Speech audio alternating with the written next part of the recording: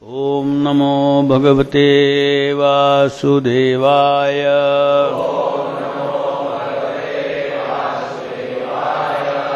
Reading from Srimad Bhagavatam, 3rd Canto, Chapter 20, Text number 11.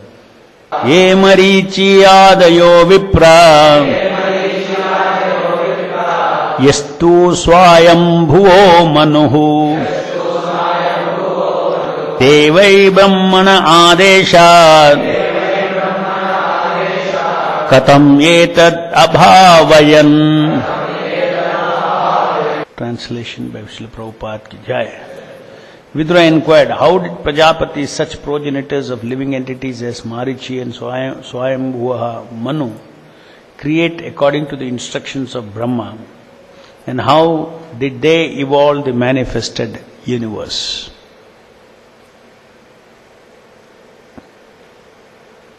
Text 11. Swadhvitiya kim asrajan swatantra utakarmasu ahosvit samhatah sarva idam smas samakalpayam. Did they evolve the creation in conjunction with their respective wives? Did they remain independent in their action? Or did they jointly produce it?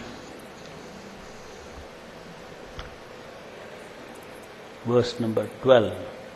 Maitreya uvacha daivena durvitarkyena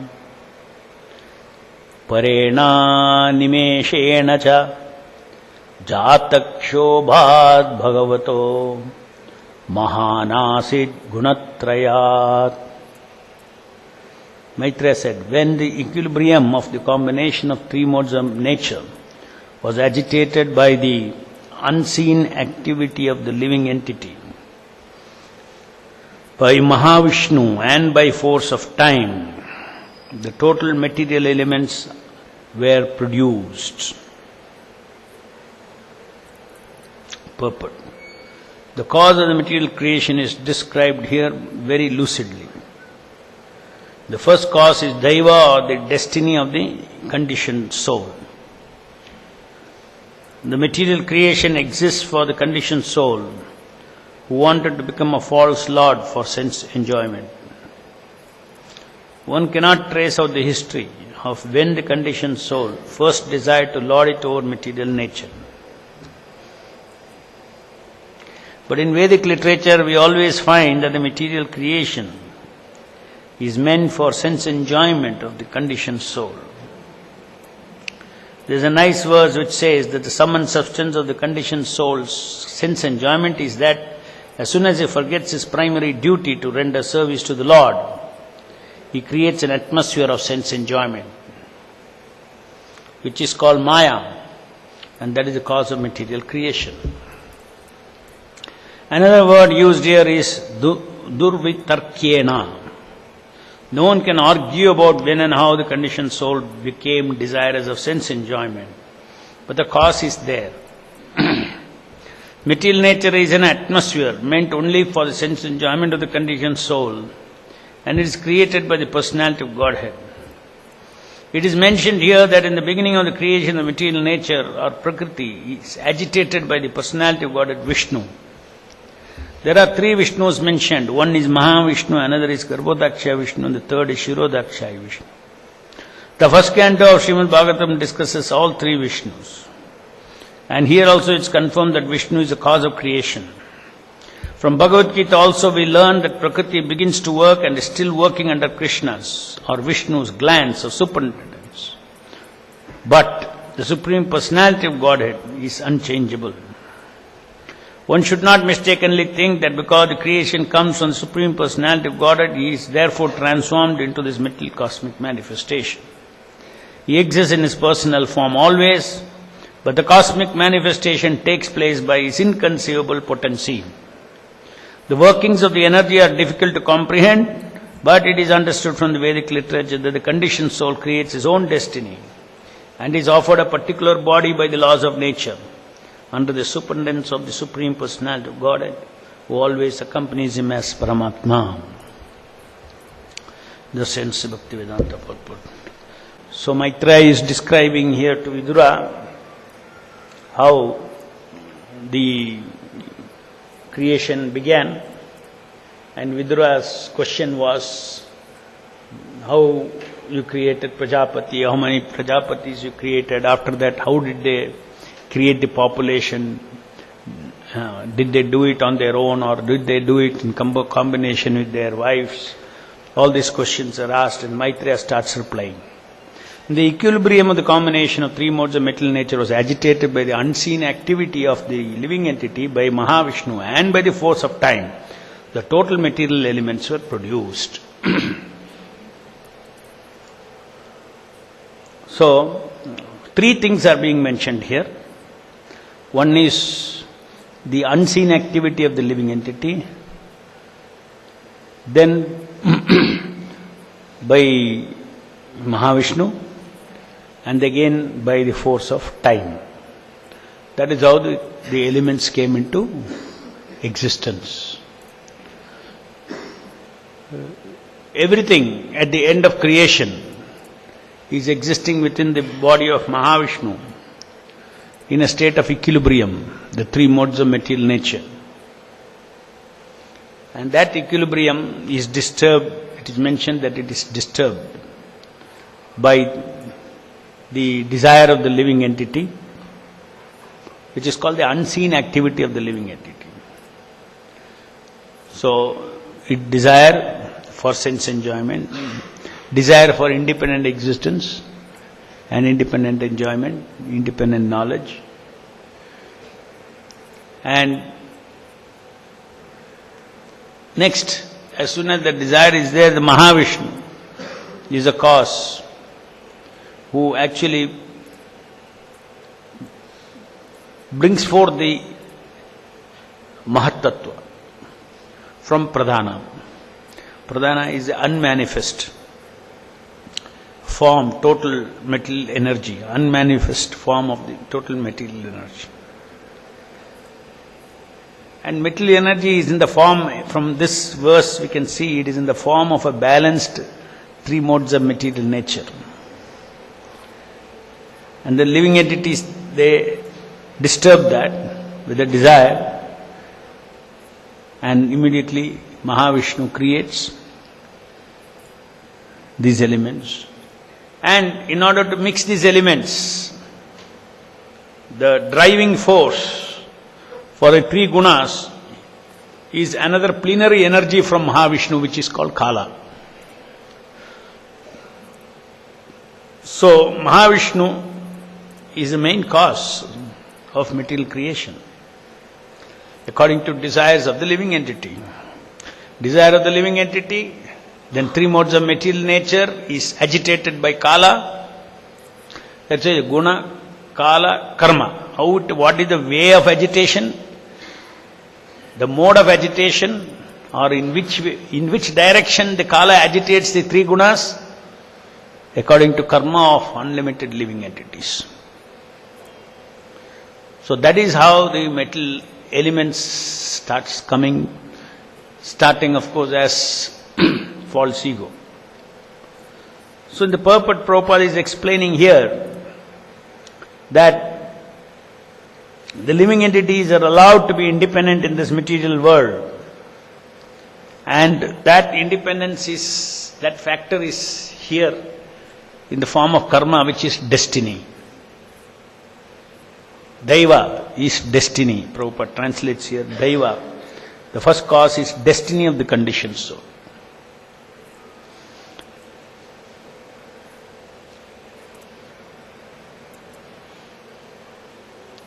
And what does Prabhupada mean repeatedly when he says that the conditioned soul is seeking sense gratification in the material world? Because he wants sense enjoyment. He wants to become a false lord for sense enjoyment. And that is the basis for this entire creation. Why the Lord is creating this entire material energy? Why is he creating? He is creating because we are his part and parcels. And as part and parcel, we want a particular type of an activity. We want a particular kind of activity which is characterized by being independent, unlike in the spiritual world. We are amshas, mamai vamsha jiva loke, jiva bhuta sanatana, so we are eternally amsha, part, just like a drop of water in the ocean, and the ocean is like the Lord, and we are like a drop. So as a drop, we are also a little salty, as the ocean is salty. In the same way, the Lord is unlimitedly enjoying His free will. There is nothing to restrict Him. And we are as part and parcel, we also have that same quality of in small quantity. Little free will we have. That little free will is circumscribed by destiny. And that circumscribing circle of destiny is our own creation in the past. So therefore it is called independent life of karma. All living entities in this material world, whatever they have created, it is for independent lording over and sense enjoyment. That is the essence of material existence. Just see everybody, this is the only thing that they are existing for. How to lord over, how to control. Initially it is how to lord over and control so that my body can exist. How to earn money, how to this, how to, it's all. Initially it is for keeping the body in good condition. Then increasing sense enjoyment. Then after that increasing lording over. So many people in this world have so much more money than what they need. Still they go on making more money. Because that is the nature of the living entity in the material world. It wants to imitate the Lord, because Lord is the proprietor of everything. So when Prabhupada says here, in Vedic literature we always find that the material creation is meant for the sense enjoyment of the conditioned soul. There is a nice verse which says the sum and substance of the conditioned soul's sense enjoyment is that he forgets his primary duty to render service to the Lord. He creates an atmosphere of sense enjoyment which is called Maya. That is the cause of material creation.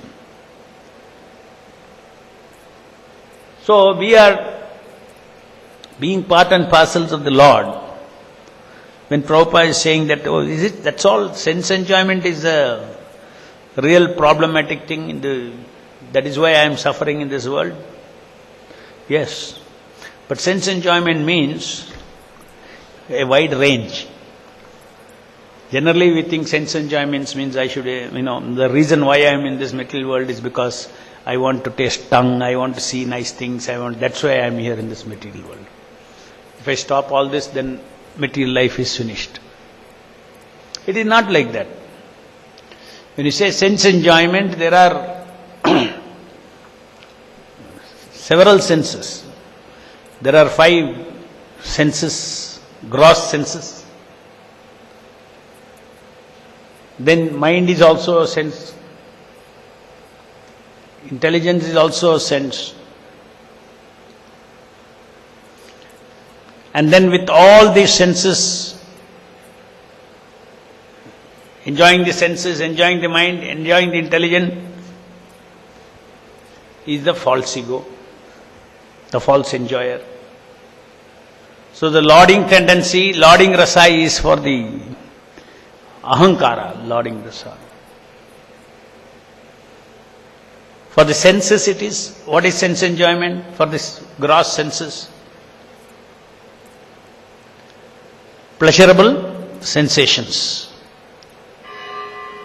I am trying to give a broader understanding of what is sense enjoyment. So we know that, okay, soul is after this, that is why I am stuck in this material world. So if you want to use your free will, yes, I want to reverse this. So what is the equivalent of all these? Because we cannot be without senses, we cannot be without active. The nature is changed. From the original service to Krishna, it has changed to something else. This we need to understand. So, we are after, the whole world is after sensuality, positive pleasure for the senses.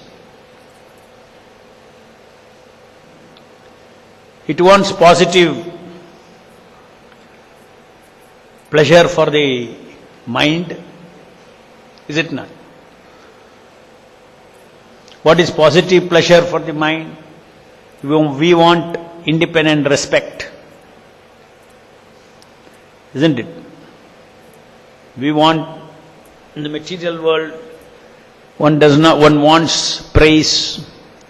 Immediately if somebody praises, immediately we get pleasure.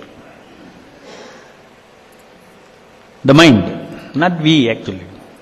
The mind gets pleasure.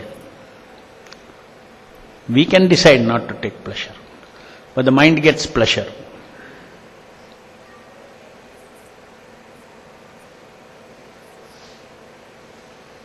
Kindness, somebody shows you kindness, somebody shows you some care, somebody shows you some love, compassion, or you are able to exhibit something, some loving exchange. This is all enjoyment of the mind.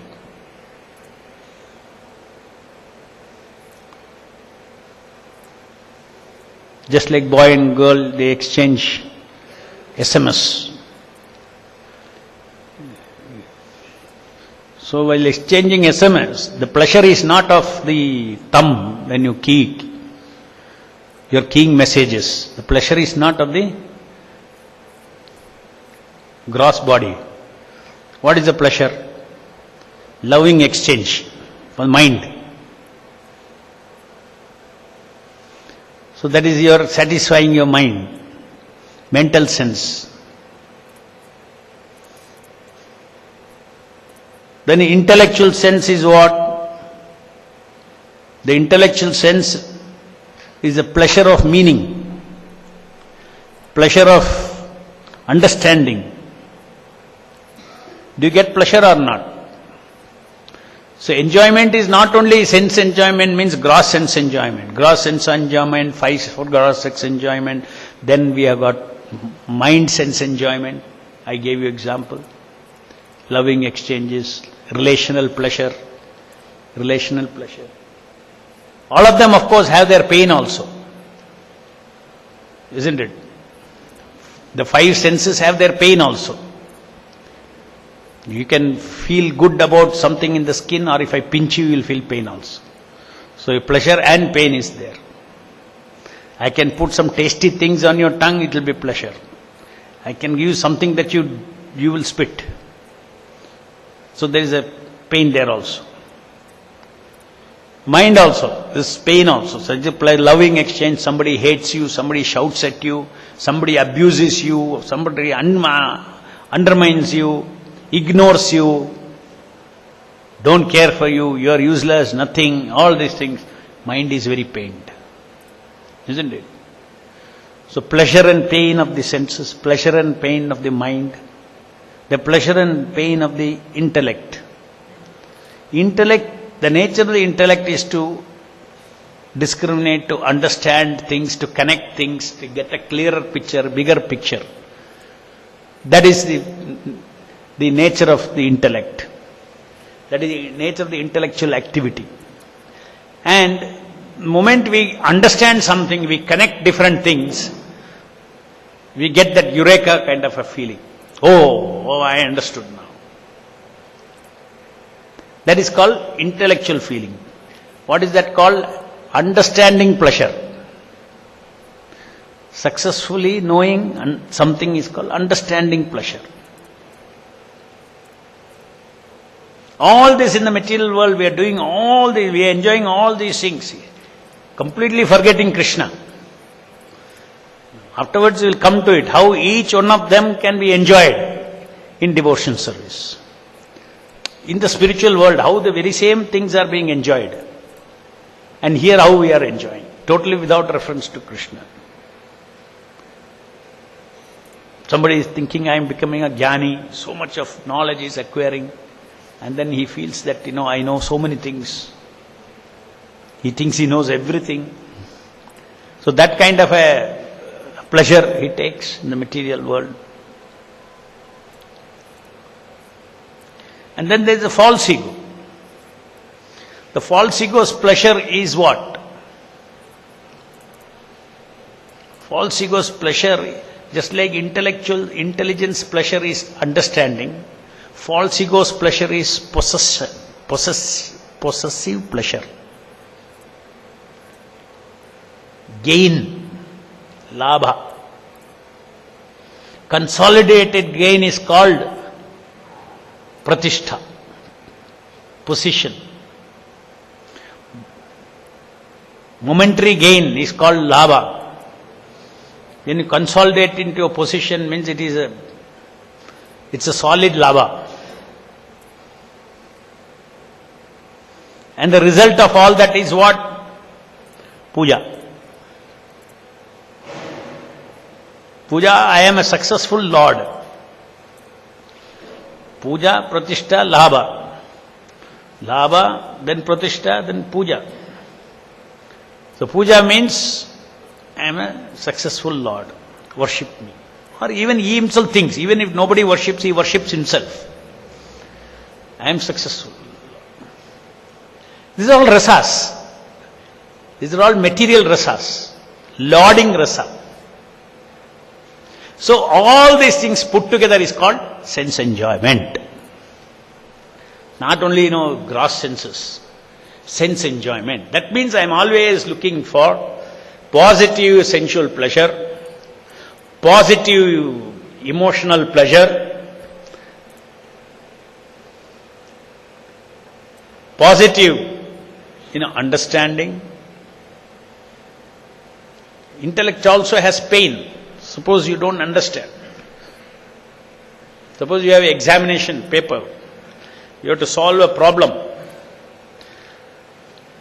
When you crack the problem, you will get understanding pleasure. When you cannot solve the problem, what do you get? Intellectual pain you get. Intellectual pain.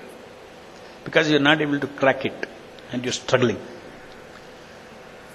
So in the material world, we are always seeking for these rasa, for these four bodies: physical body, mental body, intellectual body, and false ego body. So false ego is this possessive pleasure. I and mine in other ways. In other form you can say it is a rasa of I and mine. I am successful. I am the Lord. I am this body. Is a root.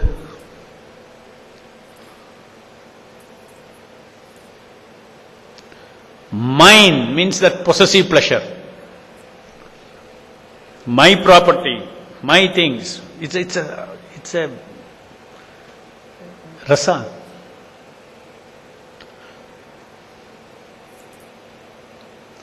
You have to be a human being. You have to be evolved human being to sense all these things. The animals don't feel this so much at the possessive pleasure. Isn't it? Have you seen any animals creating wealth? No.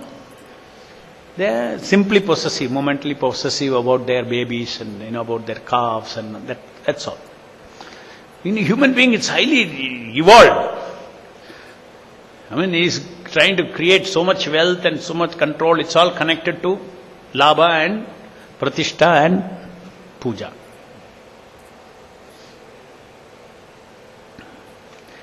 Leave aside that, all these kind of material rasas. What does the false ego do? The false ego enjoys also working. There is another very important enjoyment rasa of the false ego. false ego is a doer, and he enjoys when he does something successfully. That means when he does successfully, that means he lauded. So failure is a pleasure of, is a pain of false ego. Failure is a, anything failure, any failure in your job, any failure in getting any target, all, it is a false ego pleasure, pain. The false ego pleasure is pleasure of doing. Suppose somebody wants to create wealth, he starts enjoying creating wealth and he enjoys the wealth also. This is called fruitive activities. So false ego's another enjoyment is what? Fruitive activities, acting for fruits. Acting is not, acting, jiva has to act. So fruitive activity pleasure is actually a perverted reflection of the activity of devotion service in the spiritual world. There also we take service in action. We take pleasure in service. We take pleasure in action. Here also living entities are taking pleasure in action. Here they take pleasure in action for producing fruit for themselves. There we take pleasure in action to give pleasure to Krishna for the devotion service. So in the spiritual world, what is devotion service is pervertedly has become an activity of fruitive activity. Therefore the entire world is active. Continuously activity is going on. And the root of all that activity is fruitive activity. Everybody is gunning towards some fruit, gunning towards some fruits. For them, for their extended self and whatever, family, country, everything this way. So just see that, how the soul's instincts, which we see in this material world, is nothing wrong. The instinct to work is nothing wrong. The instinct to know, now intellectual body, just see, in the spiritual world, the instinct to know is always expanding, to know the glories of the Lord. It's always chitrasa, always knowing more and more glories of the Lord. Here, your chitta is knowing for what? They say in the material world, knowledge is power. In order to feed your puja pratishtha labha, you need to know. So therefore, just like they say, one child gets education, the entire family will come out of cycle of poverty. This is slide we do. It is nothing spiritual about it. Because education in the material world, what we call as education is nothing but for power. Power to exist. I get educated, I just get my food and I can livelihood. I can come out of poverty if I have education. So when the karmis, they say education, they're talking about this, not spiritual education at all. It is all perverted education. Real education is understanding, I am servant of God, and I have to please God and engage in devotion service of the Supreme Lord. So, the Chitrasa, just think how beautiful, how wonderful it would be. Just like here, everybody is trying to learn, know, so many things. In order to meet his ends of puja, pratishtha, labha. In the spiritual world, everybody is knowing, trying to know the glories of Krishna and his devotees. In order to increase what? Bhakti rasa. Knowledge serves, vidya serves bhakti in the spiritual world. How to engage in loving service of the Lord. How to serve Him better, how to please Him more. In the material world, they say that is ego. Pleasing the ego is bhakti. Ego's pleasure is bhakti. False ego's pleasure is puja pratishtha labha. And the activities connected to it.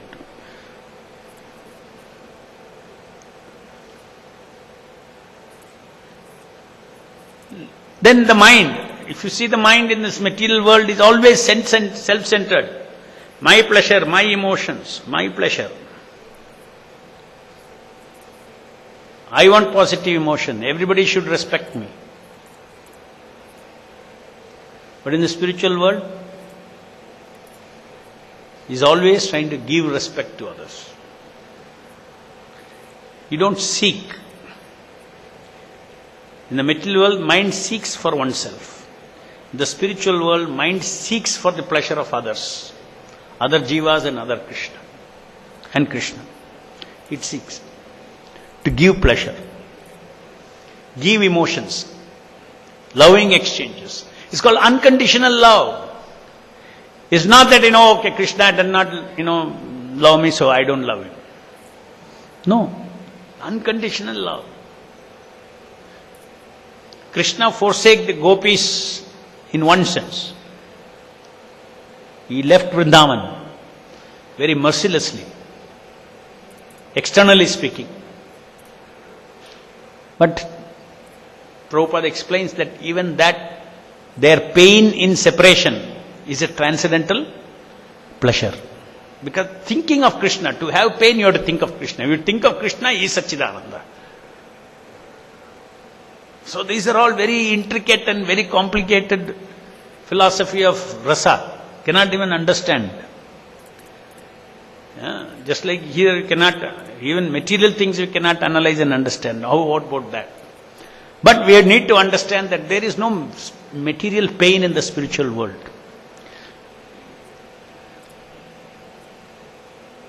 Unconditional giving of love to the Lord and His devotees, combined with service. It's all, actually they don't act alone. In the material world, the body acts alone, mind can act alone. When the mind is acting for its gratification, it won't care for the senses.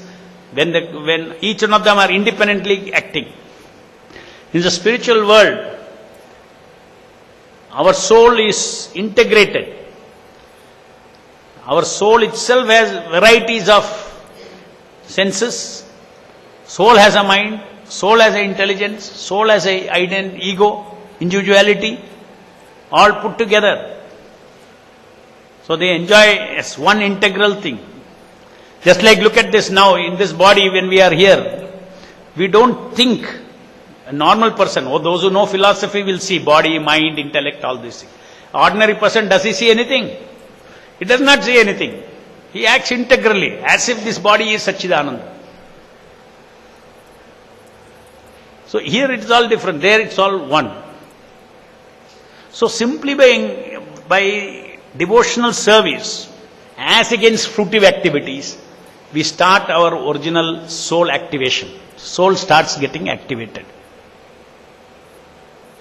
That is, devotional service is a process of awakening our bhakti, awakening our original activity, original taste, original pleasure, everything. Complete attitude of life is changed. So if somebody wants to go into the spiritual world, naturally, because if you still want any of these things, you will be here, Krishna will provide. Krishna will provide, Krishna will make you a demigod. But if you want that Atma pleasure, that Atma Ananda, Brahmavadis, Mayavadis are impersonalist, I can say, impersonalist. They taste Brahmananda, genuine Mayavadis. What is that Brahmananda? Just, even our Swarupa is also Ananda, but tiny Ananda. Satchidananda. They know information, they know mercy of the Lord. So they don't know there is a universal, there is an ocean of Brahman. That ocean of Brahman is different, I am tiny particle of Brahman. Parabrahman is there. And the relationship with Parabrahman, serving Parabrahman, glorifying Parabrahman,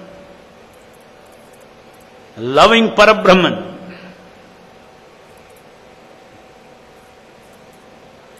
satisfying the senses of Parabrahman, transcendental senses of Parabrahman.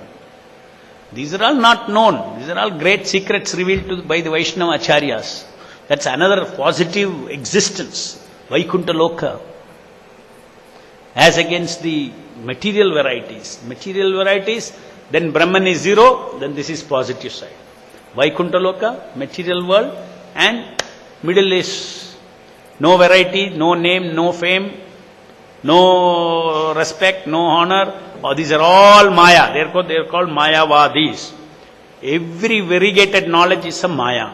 The only one knowledge that is not Maya is Aham Brahmasmi. That's all. You hang like that. Aham Brahmasmi.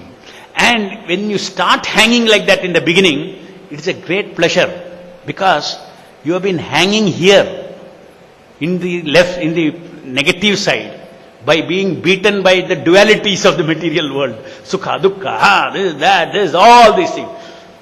Neti, neti, neti, this cannot be satya. This kind of duality cannot be satya. This doesn't satisfy my natural instinct for eternal happiness. Boom, he goes. Neti, neti, gets detached. Forcefully cultivates detachment from every variety in this material world. Cultivate detachment means identification. This is not me, I and mine. They come out of I and mine. And they say, Aham Brahmasmi. We say, we come out of I and mine by saying that, I am yours, Krishna. I am Brahman in quality, but I am yours. You are the owner. There is an owner. You are my owner. You are my owner. That entire Vaikuntha atmosphere is one owner, the Lord, and His desire, His order. For Him, His enjoying capacity is unbelievable. Our tiny enjoying capacity, you can visualize. Imagine the Lord's enjoying capacity, His Ananda capacity is unlimited. So unlimited jivas consider the Lord as the owner, enjoyer, and then engage in service of the Lord. So that is the entire presentation of Srimad Bhagavatam. Giving up fruitive activities, giving up sense gratification, and engaging in devotion service of the Lord will actually blossom our Swarupa, our Atma, as the eternal servant of Krishna, which is the constitutional pleasure of the Jiva. We will be completely happy in that situation. Any questions? Well, there are 3 questions. So, first question is, now when in the a mixed devotional platform, and we are doing devotional service, and we are not like in Vaikuntha that completely we are means wanting fruits for the Lord. Here we are wanting fruits for, and we are not even in the karmi stage where we are wanting only fruits for us, but where we are doing devotional service, wanting fruits for the Lord, but at the same time we also, at the soul level or the ego, at the mind level, we are also enjoying some fruits for ourselves. So, what is the right method to come out of this? Means, what is the practice step by step? No, you don't have to stop enjoying. Only the rule is you have to enjoy only prasadam. Prasadam for the tongue, prasadam for the eyes, prasadam means mercy of the Lord. What the Lord has authorized and given you. Enjoy with me. Lord is saying, enjoying with me. Come on, look at me, how beautiful I am, enjoy with me. Enjoy, use your eyes and enjoy me. I am giving you nice prasadam, enjoy. Similarly, enjoy bhakti rasa. Enjoy reading Leelas of Krishna and His devotees. Enjoy. But the primary goal is not to enjoy. Primary goal is to serve and give enjoyment. In the process, the meaning of prasadam means given, not grabbed, not taken, given. In spiritual world, full of enjoyment, senses are full of enjoyment. But that is all given to us. In fact, the devotees in the spiritual world, they control their sensual enjoyment because sometimes it disturbs the service to the Lord. But the Lord keeps pushing more enjoyment. But then he said, no, my service, I have to please what is service? I have to please the Lord. Okay, you are giving me pleasure, but that should not disturb my process of giving you pleasure. So that is this. The attitude is completely different. So now, we should not get into a dry mood that, okay, give pleasure to the Lord, give pleasure to the Lord, please, that is it. We should not enjoy our mind, we should not enjoy our senses, we should not enjoy our intellect, we should not enjoy our ego. No. Then it becomes very difficult to practice. In our life, now I don't have time. Everything you list and see. The Lord is very merciful. Even in this material body, lot of enjoyment is given to us. We can peacefully execute devotion service without agitating our senses, provided we replace material enjoyment with this. It's a fine thing. It cannot happen overnight. So now, next, having understood that enjoyment for us also is permitted, how to again further separate this material enjoyment? Just because, just like let us say prasadam. Nice prasadam is given. Now prasadam, what is given to you, you should take. That is finer way of honoring prasadam. If you steal everybody else's share, then that is not, material things come there. Okay? Now, you take prasadam. While your your tongue is enjoying. In the spiritual world, tongue never enjoys alone. Tongue is also enjoying love and knowledge and everything, bhakti and taste. So taste is never alone. Taste plus love plus knowledge that it is given by Krishna, it's pure, it's etc. And then like that, the entire thing, I say there is no separated enjoyment of like in this body in the material world.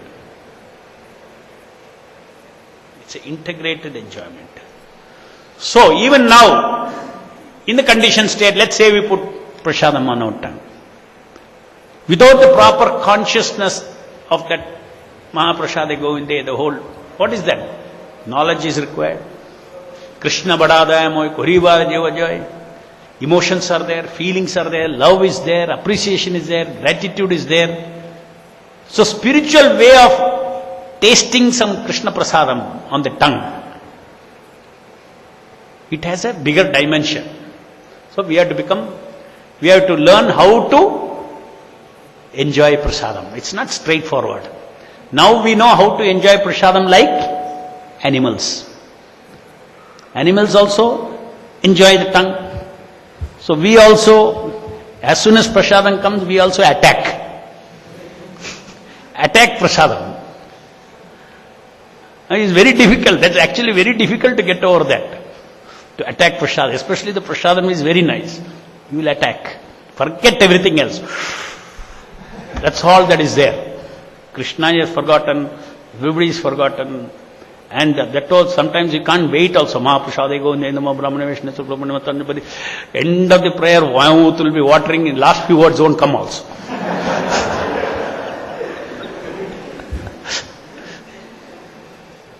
So this is mixed devotional service.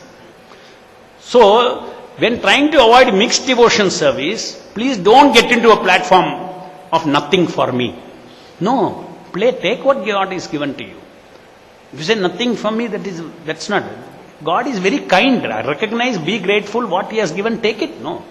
We are all amsha, means we are dependent. We can never be independent. I won't take anything from the Lord. You cannot take anything. You have to take. You are amsha, you have to take. You are maintained by Him. You are taken care by Him. Jai Grandharaj Srimad Bhagavatam ki jai. Jagat Guru Srila Prabhupada ki jai.